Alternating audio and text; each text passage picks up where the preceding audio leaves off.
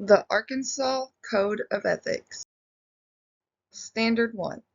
An educator maintains a professional relationship with each student, both inside and outside the classroom. Being professional can affect your credibility. This can make it hard for a student to take you seriously. Being able to understand a student's struggle and how being respectful can affect the learning culture. You should always be a teacher first and a friend second. Always be consistent with every student in the same way. Standard 2. An educator maintains competence regarding his or her professional practice, inclusive of professional and ethical behavior, skills knowledge, dispositions, and responsibilities relating to his or her organizational position.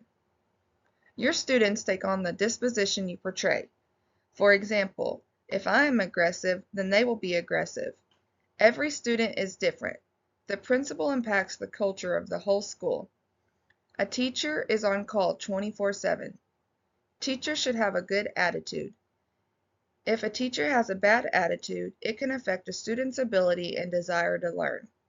Sometimes a teacher is the only smiling face that a student will see that day. Children can sense emotion. Find out what motivates each student. Cursing is a violation of the Code of Ethics. Mainly in coaching, this can make students think that a teacher isn't smart enough to portray what you're trying to say. For example, a player can get a technical, but a coach can't.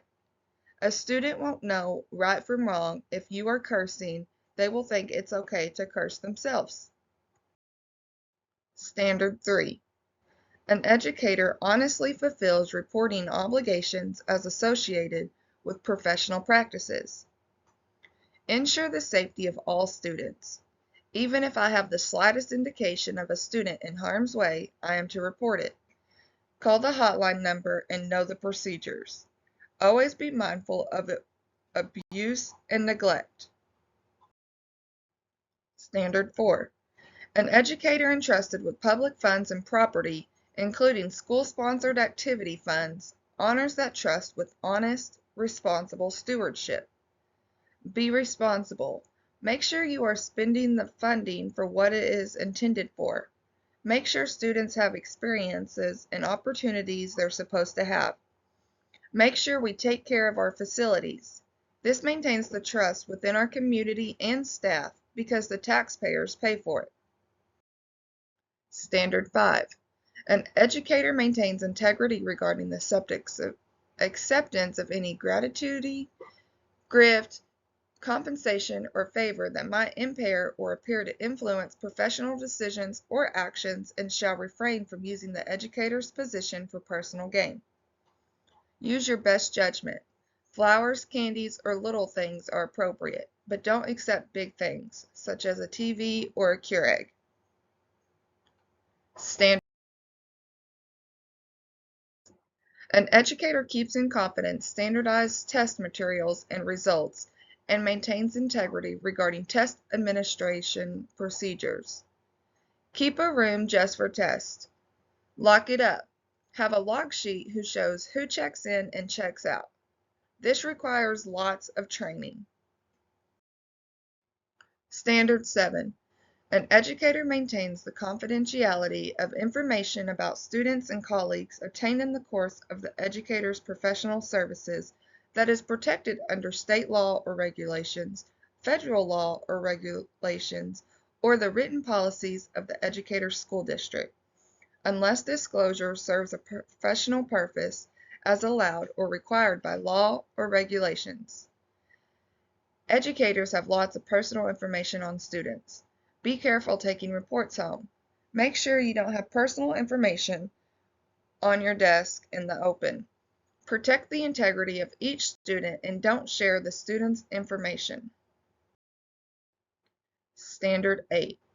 An educator, while on school premises or at school-sponsored activities involving students, refrains from using, possessing, and/or being under the influence of alcohol or unauthorized drugs or substances, and/or possessing items prohibited by law, possessing or using tobacco or tobacco-related products, e-cigarettes, e-liquid, or vapor products, abusing or misusing prescription medications or other authorized substances as evidenced by impairment while on school premises or at school-sponsored activities involving students.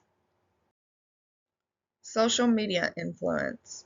How will the Code of Ethics dictate how you will perform your teaching duties? How can you be sure you are abiding by the Code of Ethics? How will the Code of Ethics dictate how you will use social media personally? How will this impact your own personal media usage? The Code of Ethics will dictate the way I perform my teaching duties in many ways. One example the Code of Ethics will dictate how I teach is knowing I am held to a higher standard, being able to be professional inside and outside the classroom. That means using professional terms and communications even when not on school grounds.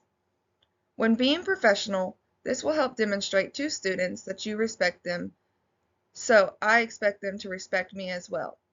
How I treat my students may represent how they decide to treat me. Understanding that being a teacher is my priority and their friends second. I know I have to be consistent with each and every student. Also, smiling when seeing my students for the first time of the day can really change how their day goes. If I am positive the whole time I am teaching, and staying calm even when a student is struggling will let my students know that it's okay. Everyone learns at a different pace. I may be the only smile my student sees for the whole day, which is important for my students to know that they may have a hard home life, but my classroom can be their safe place. I will be on call 24 hours a day. The Code of Ethics sets the standards for myself as a future educator that I need to abide by. I can be sure I am abiding by the Code of Ethics by asking my administrator to sit in my classroom from time to time.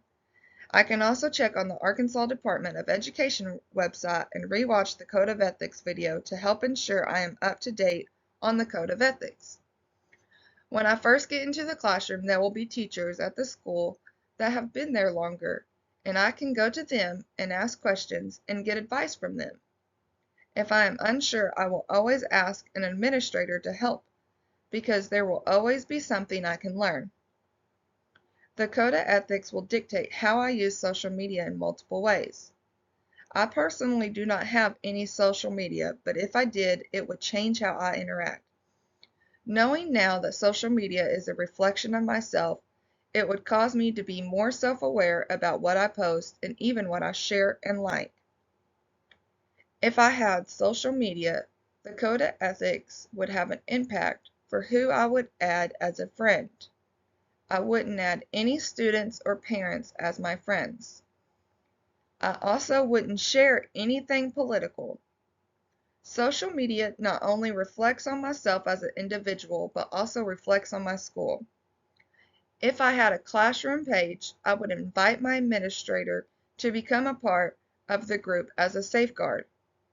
My administrator would be able to see firsthand how I communicate with my students' parents. This would impact my personal media usage because I would want to be cautious. I would not want to portray myself or even the school I am working for in a negative way. I want to set a positive example and be an excellent role model.